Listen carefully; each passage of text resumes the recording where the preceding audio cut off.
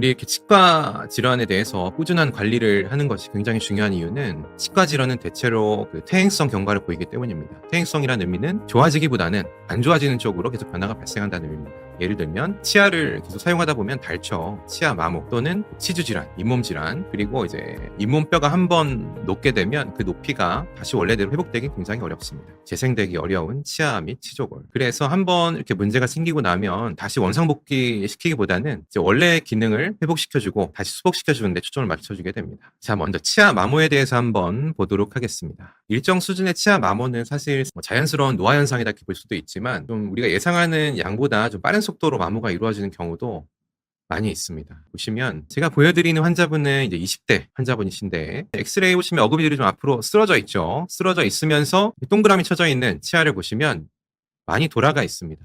이거는 교정 치료하기 전 모습인데 이렇게 치아의 뒤쪽 부분이 상당히 많이 갈려 나갔죠. 이 환자분도 이제 교정 치료하기 전에는 이 갈려 나간 부분을 레진 같은 치아 재료로 좀 떼우고 하는 과정을 계속 반복했습니다. 근데 이 교합이 지금 안정적이지 않기 때문에 계속 탈락하고 마모가 되고 떨어져 나가죠.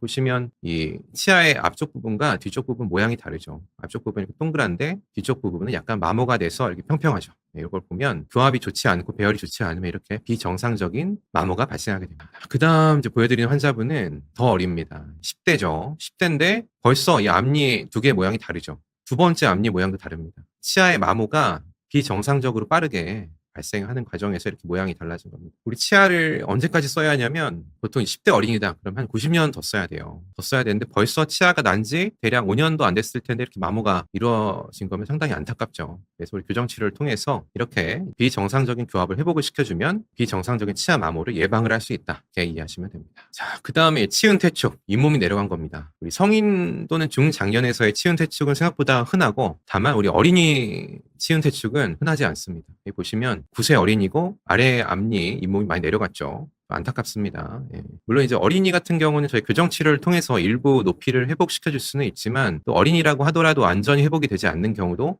있습니다. 지금 이제 교합 상태는 이렇게 앞니가 거꾸로 물리는 반대 교합이라고 이해하시면 되는데 이 반대 교합이 이렇게 심해지기 전에 좀 치료를 했다면 이렇게 되지 않았겠죠. 자, 그다음 우리 건강과 관련된 내용입니다. 이제 고호흡입니다. 입으로 숨 쉰다고 해서 고호흡, 마우스 브리딩이죠. 일반적으로 우리 입으로 숨 쉬는 고호흡은 이비인후과적인 원인들이 많습니다. 이제 만성 비염, 충동증, 그리고 비대해진 아데노이드 편도 이렇게 있고, 치과적인 원인으로는 이런 구순 폐쇄 불능이라는 치아가 앞으로 뻗어지거나 또는 턱이 뒤로 많이 빠져 있어서 입술이 닫히지 않는 현상, 이것을 구순 폐쇄 불능이라고 합니다. 치과 교정학 진단에서 사용을 하는 엑스레이에도 이렇게 아데노이드가 관찰이 됩니다. 아데노이드가 큰 친구들은 저희가 이비인후과로 의뢰를 드려서 아데노이드 절제술을 받게 합니다. 왜 필요하냐 하면 증상과 연계가 되어 있는데 아데노이드 비대가 있는 경우에 아이들이 입으로 숨을 쉬는 친구들이 많습니다. 입으로 숨을 많이 쉬게 되면 이 무턱 경향이 더 심해지는 경향이 있습니다. 그렇게 되면 얼굴형 변화가 오는 것이죠. 그렇게 되면 안 되기 때문에 저희가 그 얼굴형 변화가 오기 전에 이비인후과로 의뢰를 드려서 아데노이드 또는 편도 수술을 받게 하고 그러면 확실히 고호흡이 좋아지고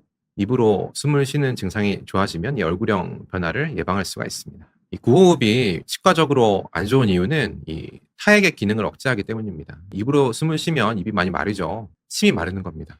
근데 우리 치매는 굉장히 중요한 기능이 여러 가지가 있습니다. 자, 치매 이런 산중화, 재강화 기전들이 우리 충치 예방하는 데 중요한 역할을 하고 그리고 이 항균 물질들이 세균을 억제해주고 치은염 예방 효과도 있습니다. 그래서 입이 많이 마르고 고호흡을 많이 하게 되면 충치도 많이 생기고 잇몸도 안 좋아집니다. 보여드린 사진 보시면 이렇게 입으로 숨을 많이 쉬는 친구인데 치아 아랫부분이 흰색으로 이렇게 변했죠. 흰색으로 변했고 잇몸도 군데군데 염증이 있는 것을 볼 수가 있습니다. 입으로 숨을 쉬는 시간이 길면 이렇게 치은 염증도 많이 생기고 잇몸 질환도 많이 생기고 충치 발생 확률이 올라가게 됩니다.